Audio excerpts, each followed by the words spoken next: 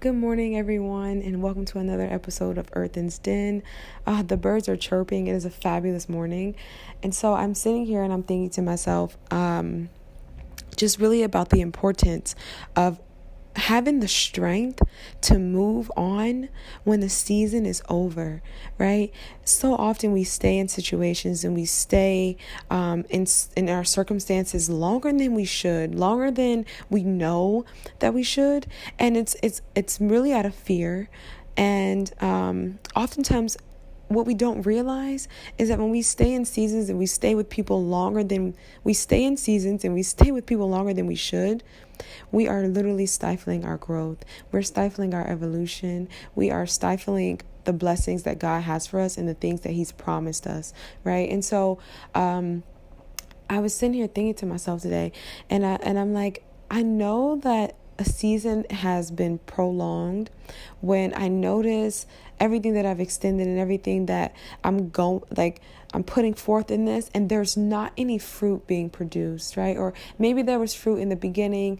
Maybe I know that I was helping somebody in the beginning, but now it's almost like I'm depleted, right? I'm pouring, I'm giving. And now I'm actually stepping into a space of toxic empathy, right? And so this is how I know that the season that I'm in, I've prolonged it. It's time for me to go, right? Because what happens when you're depleted, when you're exhausted, you can't create. You're not lighthearted. You're not in a space to where you can really move and handle your business. You know what I mean?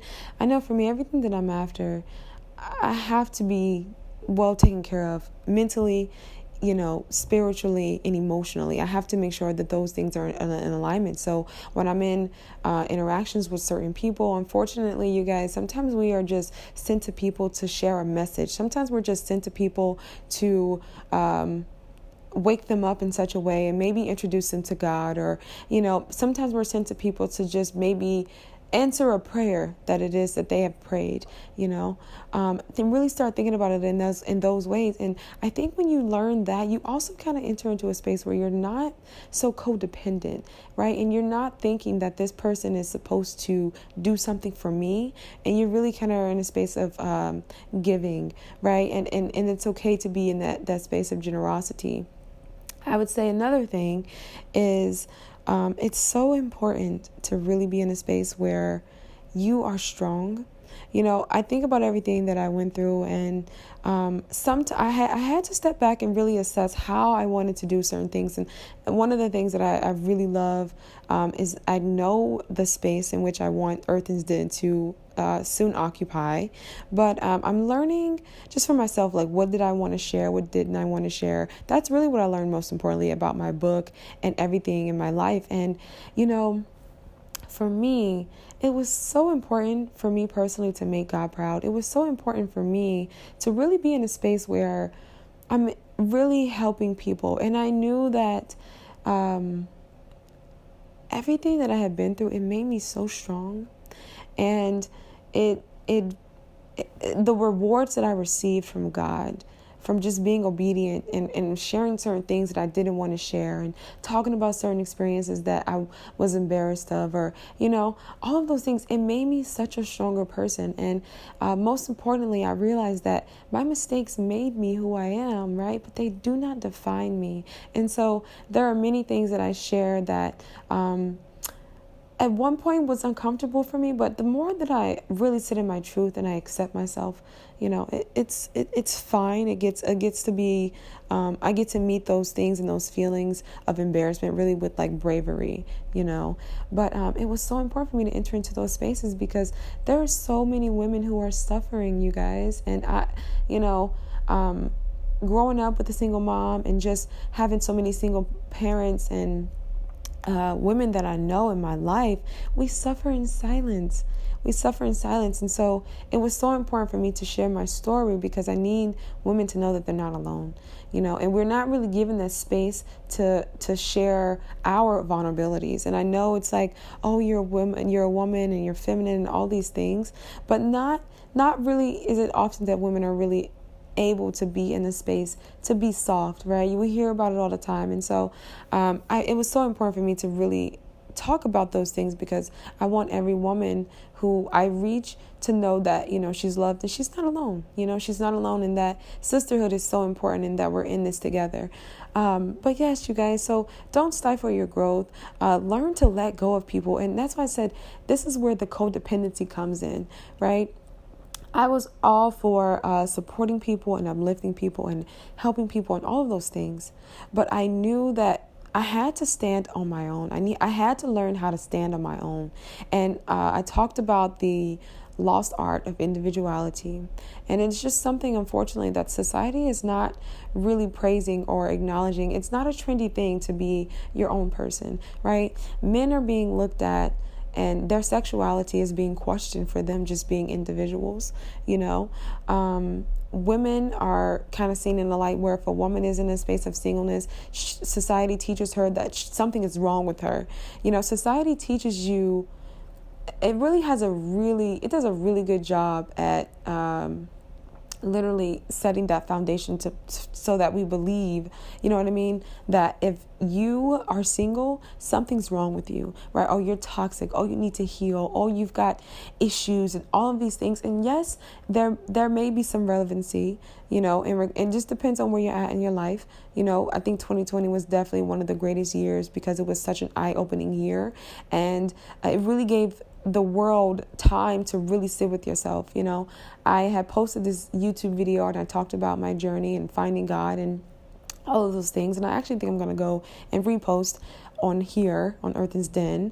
But you guys, when you slow down, God can really step into your life and show you certain things, and certain things are being revealed to you. And so I think this was probably one of the most memorable years for me. And it was so many blessings, and it was all intangible, but the clarity and the change and all those things that came from it was great. So that's just so important, you guys. Like it really is important to know how to stand alone, know how to hear the voice of God, and know how to just be your own person and make your own decisions, right? And we have to get to a space where there really is a level of maturity to where you understand that me and this person may be on different paths and this may not be our season. So I'm going to let this go right now because I need to grow. I want to be a better person. This is not helping me. This person is not necessarily let me say it this way. This person is growing at their own rate, and that is okay. I don't hate this person. We don't have to have any confrontation. We don't have to have a huge fallout. I don't have to badmouth this person. I don't have to remember all of their negative qualities, right? I don't have to sit in a space where I, need to conjure up all of these lies about this person so that I can tell myself that this is a bad person or anything like that. That is childish behavior. It seriously is. And you have to get to a space where you can say, okay, this is I'm changing, I'm growing, or I want something better, and this person is still in this space in their life, and they're growing, and they're changing, and they're on their own path, right? But this is what I got to do for me, you know what I mean? So that is so important, and it doesn't, like I said, it does not have to be any conflict. Now, in regards to confrontation, you have to learn to stand up for yourself, like straight up. You have to learn to stand up for yourself, and you have to be in a space where you can say, okay, what do I need? And let me put that first. Let me put that over my wants. Ooh, that's a good one, right? Like, let me put my needs over my wants, because I know that as I grow and as I change and as I learn new things, my wants actually change, right? Think about the things that you were doing last year. And if you're still doing the same things, that's okay, right? That's okay. We're all on our own journeys. We're all growing. We're all striving to become better, right? We all have our own individual missions here on earth. But I think about the things that I used to enjoy, and I don't enjoy those things anymore. I think about the things that I used to want. I don't want those things anymore, right? I talked about that in my book, you guys. As you grow, you're literally going to find that oftentimes the first thing that you wanted is not even considered like an option for you. Your preferences change, your standards change, like so many things change, and that's okay, right? Like that's okay. And so you have to learn to be in a space where you can say, okay, you know what? I know this is what I want right now, but this is not what I need. This is not good for me. You know what I mean? And you got to have the courage to know that what it is that you desire and what it is that you really need is out there.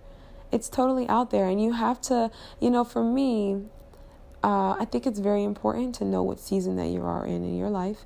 And it's so important to really take all the energy, all the things that you're yearning for, and put that energy into something that you love. Put that energy into something that you're really passionate about. Put that energy into making a difference in the world and leaving your mark and doing things you're proud of. You know what I mean?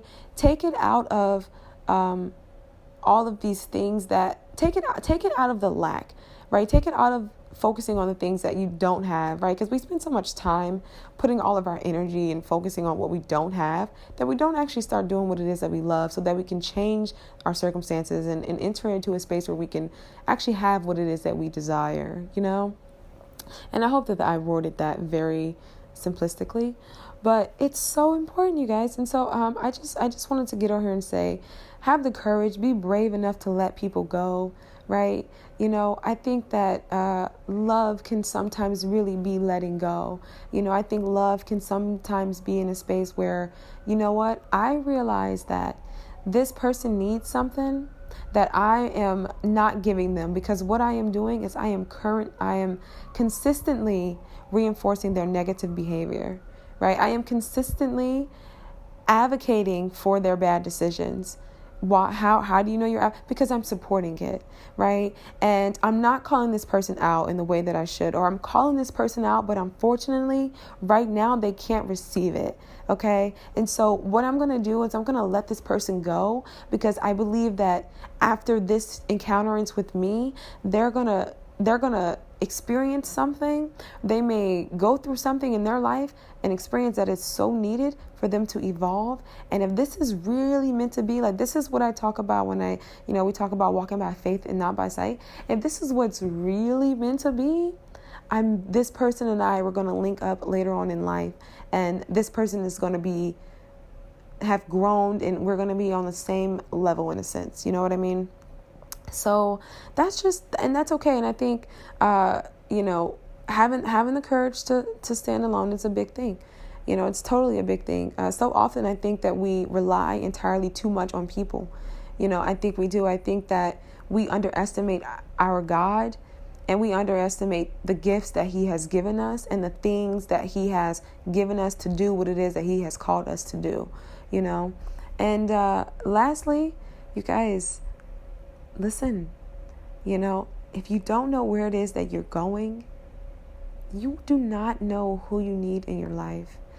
When you have a vision for your life, you instantly, readily know who is going to be here for this ride.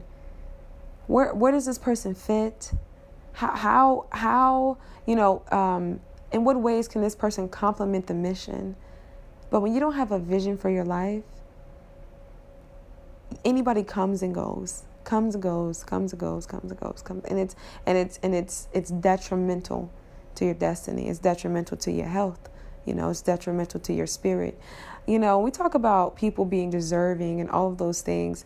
I think for me, it's like, it's not that this person isn't deserving of love and all those things. It's just they're not deserving of what I'm bringing. Right. So there's somebody out there that has exactly what it is that they need and exactly what it is that they're looking for. But it's not here in my space. So I can't extend this to a person who cannot receive my full heart, everything that it is that I have to give, And so that's really important. And I think that just goes back to having high standards for yourself and the people around you. You know what I mean? And really being around people who can receive what it is that you have, because there are people who are just as gracious and generous and full as you are. You know what I mean? And I think it just takes patience to wait on those people. So don't be afraid. Let people go. Let God show you yourself. Let Him show you your mission and your vision. Let Him give you a vision. Let people go. Let people grow. Learn to stand on your own, because it's that right there that gives you strength, It's that right there in which you can be restored and renewed. And it's so needed. So I just wanted to get on here this morning and share these things with you guys, because I really feel that we are really in a season, especially with the year ending, coming into 2021. I believe that our intuitions is something that's really gonna guide us to our next steps. I just feel that just in the world, because it doesn't lead us astray, and we have to stop making decisions just because we're choosing ignorance. We have to stop choosing ignorance and start choosing the wisdom and the knowledge that's within us. And you guys, it's important. So keep it finely tuned, listen to it, obey it, be obedient to God's call for your life. And I'm going to leave you guys with your thoughts.